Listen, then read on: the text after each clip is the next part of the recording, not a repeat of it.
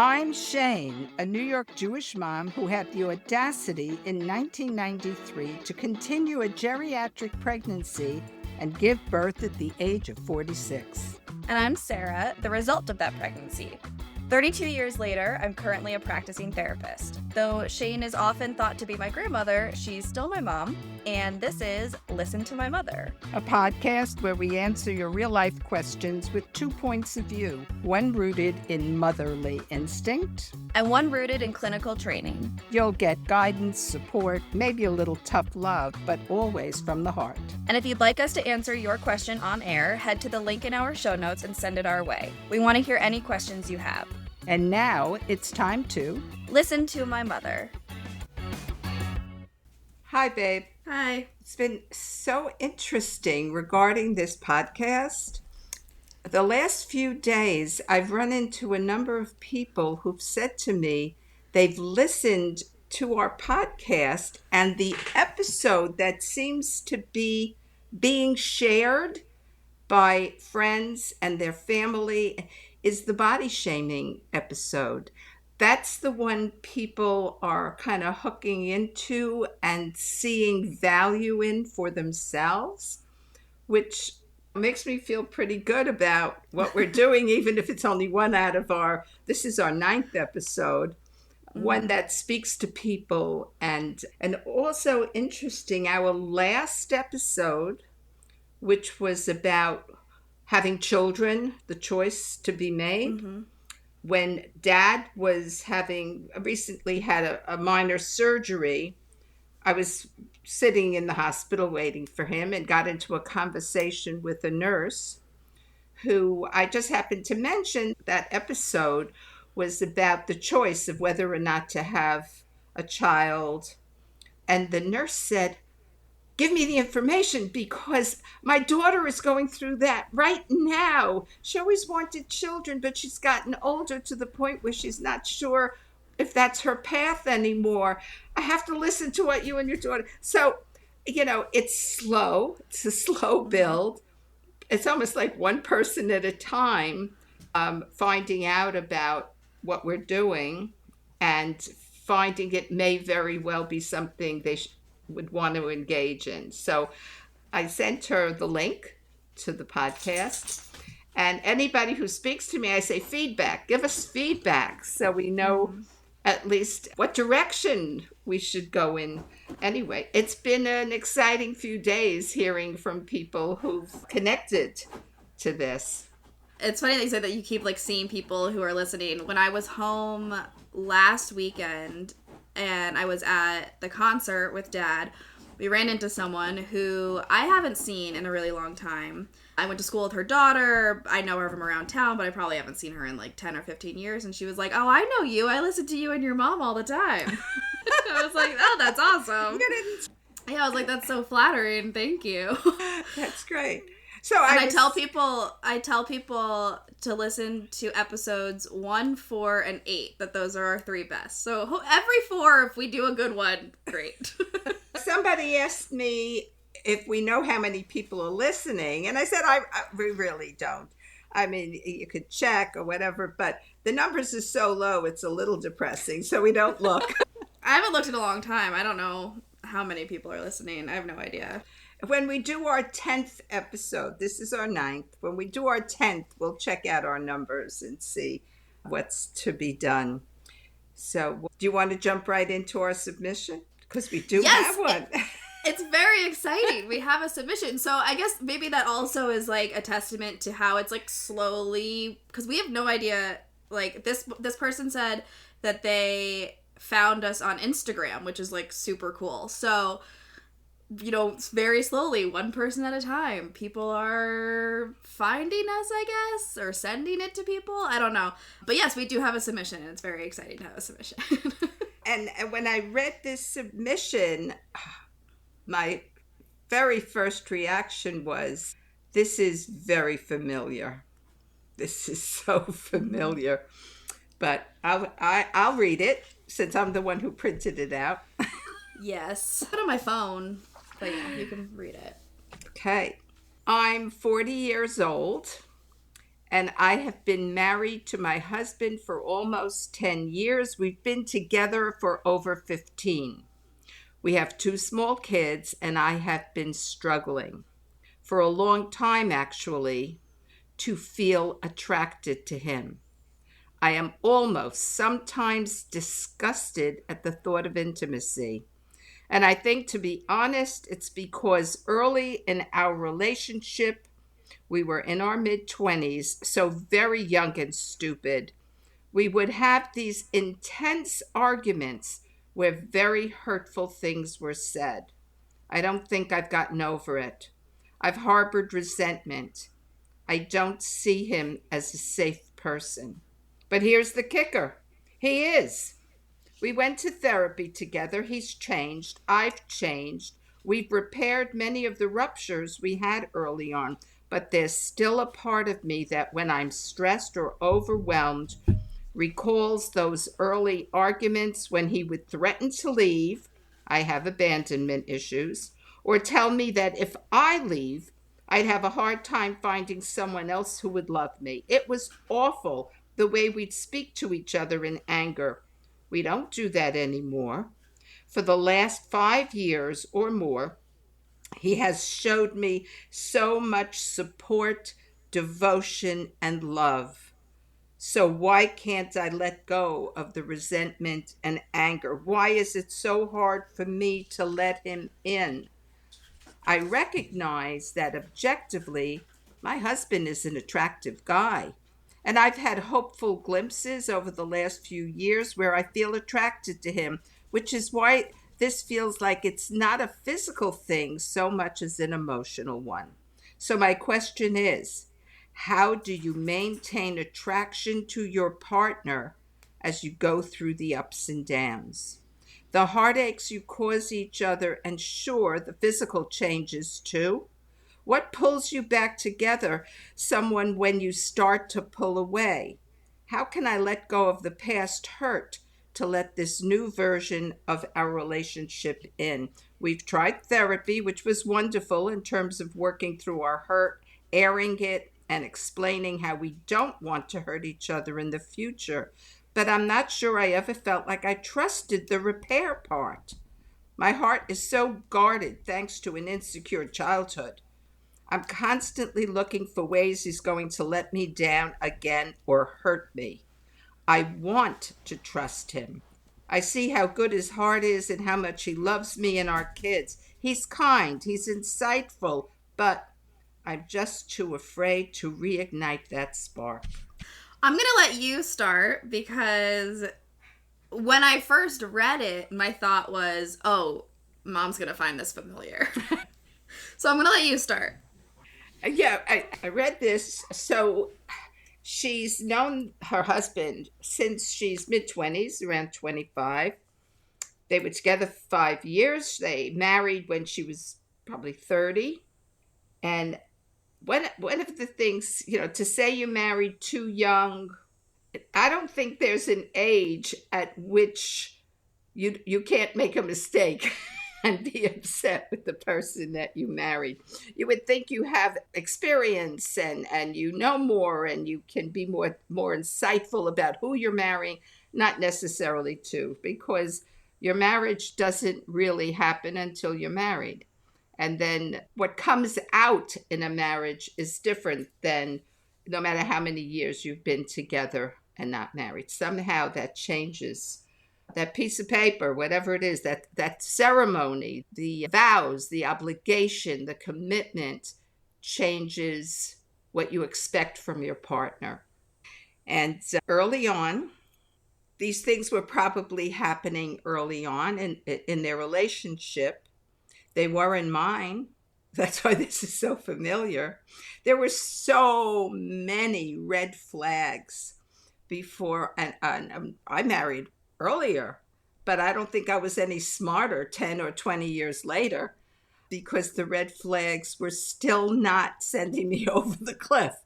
So the anger, the resentment, the things said, the things done, even when the marriage, I'm relating it to my own. because that's the only, I don't have your training, Sarah, but I have my experience. And in my experience, there were years of us hurting each other terribly. And we still had two kids. And then later on, we were not in a good place. And we had Sarah, we had you, because, you know, life and sex goes on. Even if you're not attracted, every once in a while, you still have sex because it's a life affirming act. And this is the person in your life.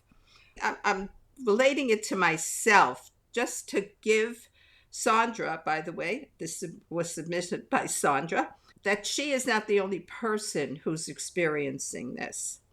I was actually pregnant with Sarah at the time, and we were in therapy because we were just not okay. We had been married already for over 20 years, longer than Sandra is, and we couldn't stand each other. And here I am pregnant, and we're in therapy. And I remember saying to the therapist, I can't stand his smell. His smell is upsetting me. I don't even want to be near him. And I remember her saying, when you're angry at someone, that can manifest in a physical way so that you don't want to be intimate. You don't want to get close. And this was happening for decades in our marriage. And we kept going because there was a commitment we both made somehow that it kept us going together. And then years later, and it took many, many years, we had kind of, I guess, a breakthrough where we started looking at each other differently and working at a repair. I'm reading Sandra's thing, and it speaks to me. He's changed. I've changed. We've repaired many of the ruptures we had early on, but there is still a part of me when I'm stressed or overwhelmed recalls those early arguments. It still would come up for me. Here I am with the man who says to me now, he loves me so much. He supports all the things you're saying here, Sandra. I'm living. I am existing in that world with a man who is so devoted to me. Always been devoted to the kids, so that's not new. But to me, and things would come up. Memories of conversations from 50 years ago that would still hurt. And they would come up for me. And I would look at this man and, why am I still with you? These things were so hurtful. But we're okay now. So why am I having these thoughts? Why is this eating at me? It's because you don't trust that what you have is really, what you're looking for and what you seem to have. But I'll say this, we've been in this place for at least 10 years. Well, around 10 years, we've been in this big repair. And it's taken 10 years for me to say, okay, I trust it. It took time. It took time. And now when those memories come up, the arguments, the ways we spoke to each other, the anger, the hurt, some deep, deep hurt, I remember they do come up. They don't have the same impact. The idea being what was happening before isn't happening now. I can summon up an emotion and make it exist now as if it's happening right now. And I get angry and I get hurt. And I go, what the hell am I doing? This is not my current existence. This was before. This has nothing to do with me today. I'm so okay today. Why am I allowing myself to destroy that, even if for a minute? Why am I ruining what's so good now because I can't let go of something very hurtful that was said before? So I'm at a place 10 years in to a good place where I can finally let the thought come up and say, yep, that did happen. It's not happening now. And we're okay. And in terms of, I'm older now. We don't have, our sexual lives are not as fraught as they once were. but we're still intimate with each other. And sometimes it's like, okay. There isn't the resistance based on anger and hurt. The resistance is more, really, I'm so tired. So that's easy to overcome and say, of course, I want to show you how much I love you. And I want to be able to feel how much you love me and care about me. And that comes with, I think, time, like anything else. They say time heals all wounds. Eventually, unless you really work hard at holding on to it, eventually it will become less and less when you can feel it, remember it, think about it, and it does not have the same impact. That's as much as I got right now. Okay, so I had like 4 different bullet points that I wanted to address. But while you were talking, I wrote down 3 more. So I'm going to start with those. The first thing that I want is, have you ever heard of the book The Body Keeps the Score? No. I'm not going to get like super in depth to it, but basically the idea is that your body remembers every trauma you've experienced. Even if you've forgotten it, even if you have like mentally healed from it, like you believe that you've moved on, your body will still respond to these things. Your body keeps the score. Your body remembers. So what you're describing, what Sandra's describing, that even though like there is this awareness of, I am in this present moment, things are better, I see that he is trying and he is working and he has changed and he is the partner that I want him to be, but my body remembers how scared he made me feel in the past, how vulnerable he made me feel in the past.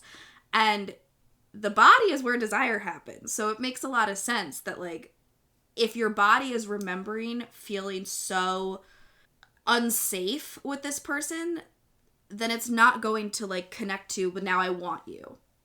And then I was thinking about, you know, you were talking about how like you still have these memories that come up now, and you'll kind of like think to yourself, like, what am I doing? This isn't our situation anymore. Why am I reacting this way? But from the way you've described it to me in the past, it sounds like when a lot of those memories come up, you'll name them to Dad. You'll kind of say like, hey, do you remember when you said this to me? And you'll have a conversation about it. And he'll be very defensive, and he'll have, you know, it's so interesting. If I bring something up with him and say, this happened and this caused me a great deal of pain at the time, and he'll sort of own up to it, but the second half of his sentence, but at the same time, you did this to me. Mm-hmm. Well, because his body's doing the same thing. But he also did not have the greatest role models in his parents of how a balanced marriage would look. So I do think that a lot of the like starting of the cycle came from him. But also you were in a cycle, which means you reacted in a way that made him react in a way, and Absolutely. You fed into each other. 100%. So he gets defensive and he pushes whatever. And at this point in your relationship, how do you think you both do with holding space for the other person's memories and pain? Well, I'm going to say I do a better job. But I really shouldn't speak to what he can or can't do, because that's his journey. But this is so funny that she mentions her own abandonment issues. One of Dad's issues is abandonment.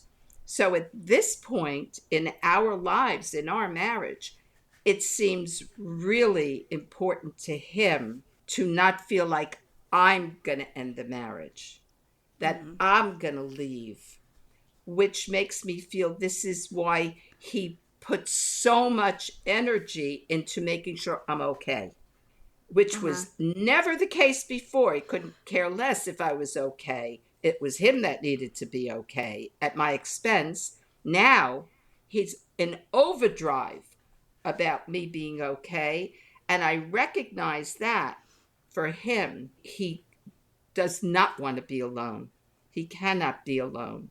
And he's gratefully made me the focus of him not being alone. So being married 55 years next week. That's right. I'm glad his focus is on me. It could be on somebody else, but that I be there for him. And he treats me very, very well now. And I recognize where that's coming from.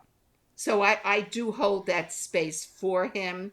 When he's not okay, I try very hard to let him know, either touching him or speaking to him, that I'm here and I'm not going anywhere. Yeah. Do you think that that's also part of maybe why he gets defensive when you bring stuff up? Is like it's triggering that fear that if you're remembering these negative things, it's going to remind you, like, what am I doing here? I should be out of this marriage by now. That, like, he gets defensive because he's scared and, like, fighting to be like, well, it wasn't just my fault. It wasn't just me. Don't paint me in this light. Trying to, like, position himself so that you don't want to leave. I didn't think in that direction, but sounds very logical and reasonable. Yeah. Mm. Okay, I had one more question for you before I go into, like, my initial notes. I don't know if this is actually directly related to what Sandra is asking, but this came up when you were talking, and I'm curious, maybe it does connect to what Sandra was asking. You had talked about, like, you know, sex is life affirming. Like, this is the person in your life, so sex still happened even when you were in a bad place. Did continuing to have sex with someone you didn't particularly like change your relationship to sex? Whoa. I'm not sure how to put my brain around that question. Ask me that again. Say it again. Did continuing to have sex with someone you didn't particularly like change your relationship with sex? No, I don't think so. This is very personal. Our sex from the get-go was shit. So it didn't get worse. It just didn't get better until we were better. This is actually a question that I've had for a very long time. Is Dad the only person you've had sex with? In my whole life? Yeah. No. Okay. We've never talked about it, so I wasn't sure. No. But for me, to be totally honest, it was never great with anyone. I never had good lovers. Never. I feel the same way, and maybe it just runs in the family. Maybe everybody bullshits about their great sex, and nobody really has great sex. I don't think that's true, because I've talked to a lot of friends who have had a lot of great sex. But anyway, okay. So I'll just say one of the things, but I had a physical issue when we first got married, and your father refused to understand that. Mm-hmm. There was no empathy. There was no care taken. It was like, we're supposed to have sex. We're married. What are you doing? I had suffered from vaginal infection since I was a young child. Why? Mm-hmm. Nobody knows. But I did. And it was never really dealt with until after I was married and we were having relations regularly. And I was in so much pain that I finally went to a doctor who diagnosed it finally. I had been to doctors before, but I was younger and they didn't know. And when we had sex for the first time where I was totally pain-free, that's when I conceived your sister. It was it was the first time I had sex where it didn't hurt, and I was relaxed enough or accepting enough to become pregnant. Mm-hmm. So there was always an issue. And if I go back, when I would say to Dad, I would say to my husband, this hurts. I'm not okay. And you get the reaction, you're not so fragile. Mm-hmm. That's not going to make you happy about having sex with that. So did it alter did it make me change how I viewed sex? No, it was always lousy. And it wasn't wonderful until the past, I mean, that's a lot of years of having lousy sex. Yeah. But it finally, I remember when we started being really good with each other within the past 10 years. I said to your dad, I said, I really like my husband now. I wasn't so crazy about him before. I really like my husband now. This is my best husband. A lot of this you kind of already touched on, so I just want to either like affirm what you were saying. The first thing is, Sandra, I don't want to invalidate what your experience is right now, or what your body is telling you right now. Like, when your body is responding, when your nervous system is responding this way, it is trying to tell you something. You know, that like part of our bodies exists to protect us. So I don't want to invalidate if there is something timely that it is trying to protect you from.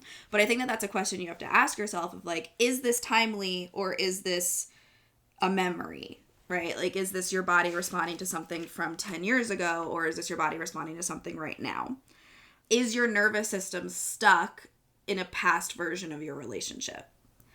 Which is kind of what you were talking about, is like that you have these reactions as if it was still then.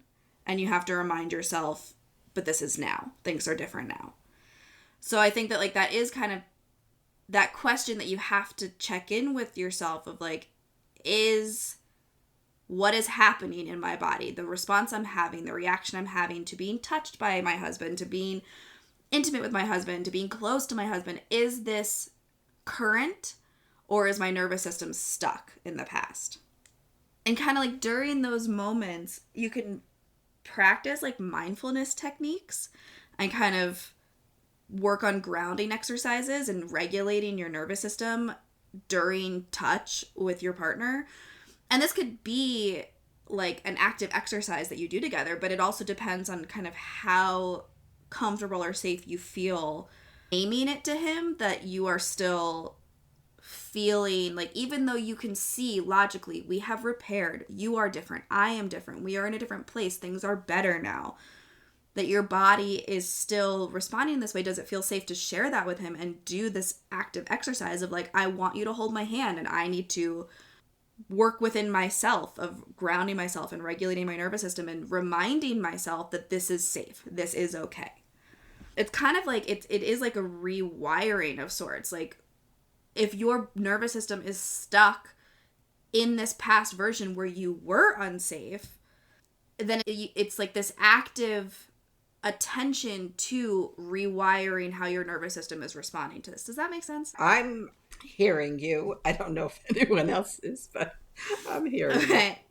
I also would definitely suggest going to individual therapy. You had mentioned a lot of couples therapy and that you had done this work together, but there was no mention of individual therapy. And I think that, like, you mentioned an insecure childhood. And I'm curious, like, if you've done any work just around kind of what would trust feel like? If, like, I'm extrapolating out and I'm making assumptions, but like, if you had this insecure childhood and then you had this insecure marriage, you might not know what it feels like to be safe or what it feels like to trust. So you might not recognize it when it's happening. So kind of like asking yourself, what does trust feel like? What would trust feel like?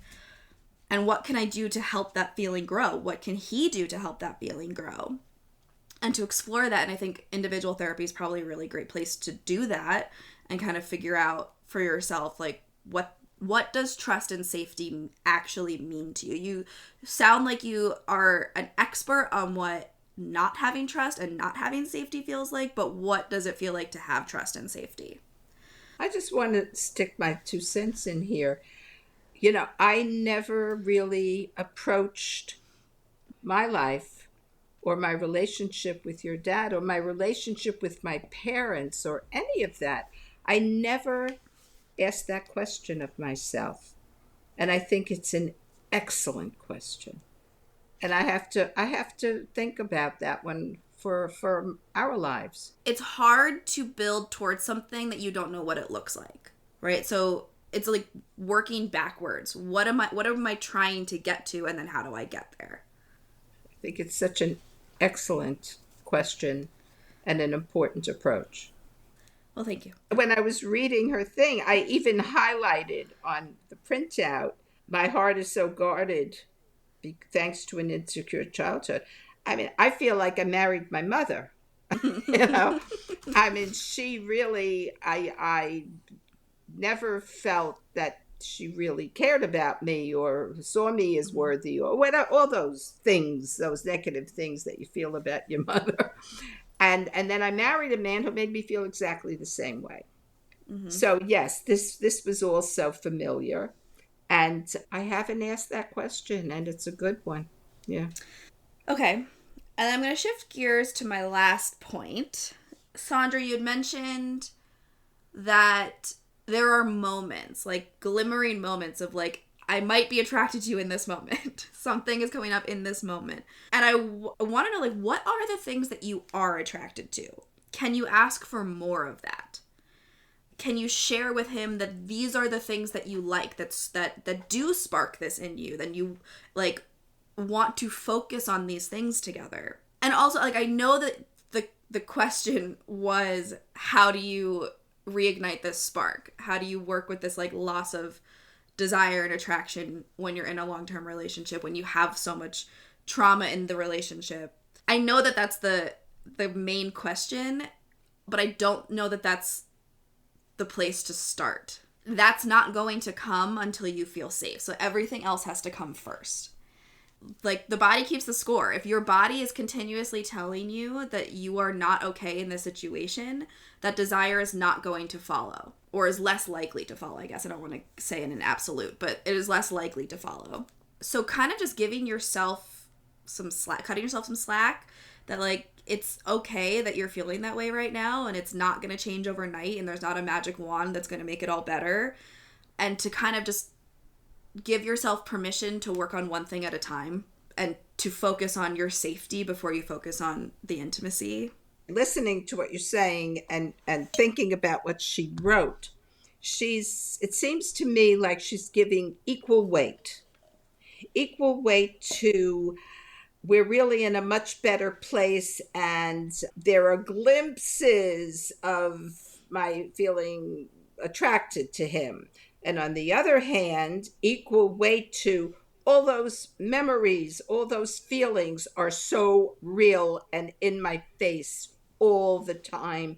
There is the ability to change the weight, to change the balance of once accepting this was the past, and let it get a little less intense, a little less intense. Make the conscious decision to let that be. It's there, it's not going away, but to give it just a little less current intensity.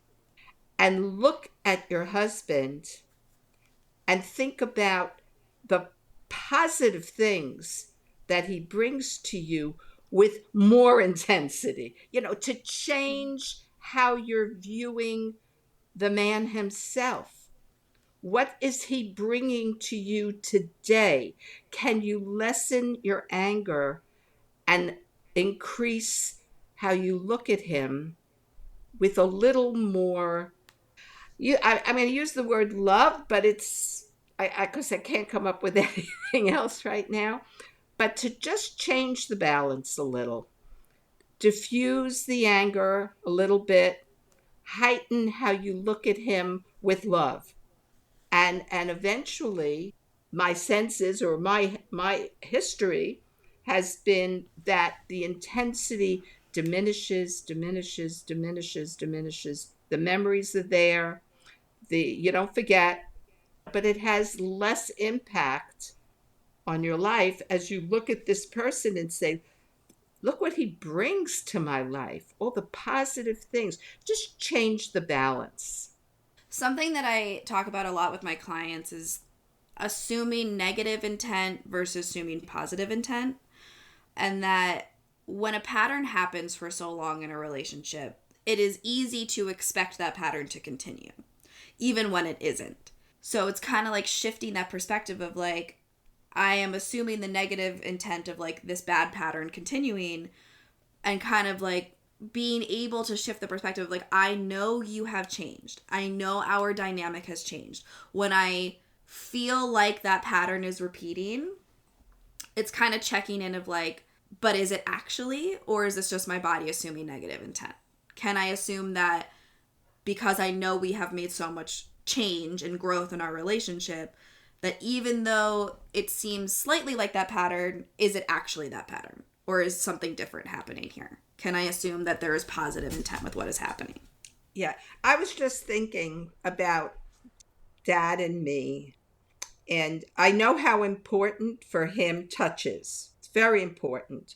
And all those years where we were hurting each other, I was so angry at him for the way he treated me and behaved that I withheld touch. And that, of course, made me an evil person because I wasn't giving him what he needed to be okay on a daily basis. Months could go by. We'd sit, watch TV at two ends of the couch and never come near each other. We would go into bed and not touch each other.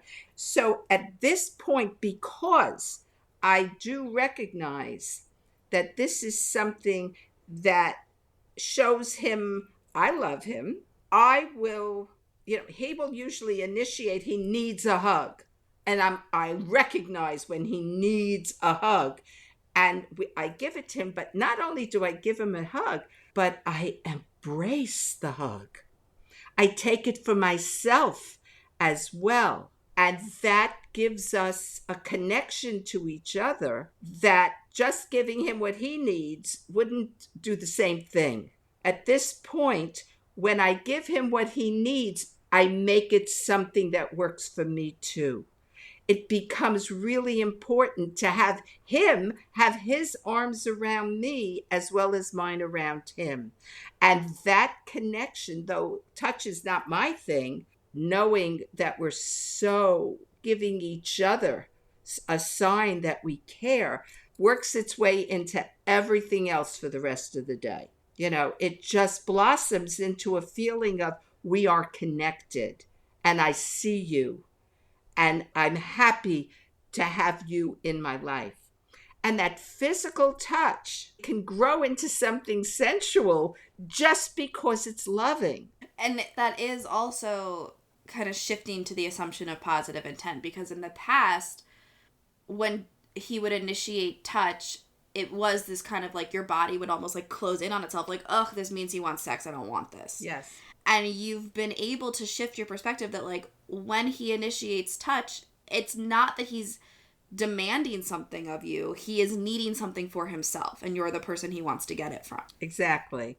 And by being the person that gives it, I raise my value to myself as well as to him, because I've now become the person that can give him what he needs. But to give it, not to be dragged from me, that I make the choice to give it. I'm in a position of, shall I say, power. I have the power to make him so okay. And that makes us more equal in the relationship. That gives me the security. When you talk about an insecure childhood, I could never have gotten to this place with my mother. She wouldn't have allowed it. And I wasn't prepared. I didn't have the resources, the strategies, the whatever it is to do it with her. But I can now do it with my husband. I have found an amount of strength that gives me power to be the giver and not just the person from whom something is taken. Mm-hmm. All right. Anything else you wanted to say, or should we wrap up? I think we can wrap up and wish Sandra the best and hope anything we've said today is helpful on any level, or to someone else that may be hearing this and feel, that it resonates for them on some level, part of it, little of it, all of it. Mm-hmm. So hopefully this conversation can be of assistance to someone. Yeah, and like you said at the beginning, feedback. Tell us what you like. Tell us what you don't like. We're still kind of in the honing phase, so feedback is great. Yes. All right, next time is our 10th episode, which is very exciting, and we'll see what we talk about when the time comes. You have a great day, Sarah. Love you. Love you too. Bye. Bye. I'm Sarah. I'm Shain. And this has been Listen to My Mother. If you enjoyed this episode, please consider leaving a positive review and subscribing to us on your favorite platform. And if you'd like the chance to listen to my mother, head to the link in our show notes, which is currently bit.ly/listen to my submission. That's bit.ly/listen listen to my submission and submit your question. No question is off limits. And don't forget to follow our journey on Instagram at Listen to My Mother or at whatsthepoint.therapy. Thanks for listening. Talk to you soon. Bye, Mama. Bye, baby.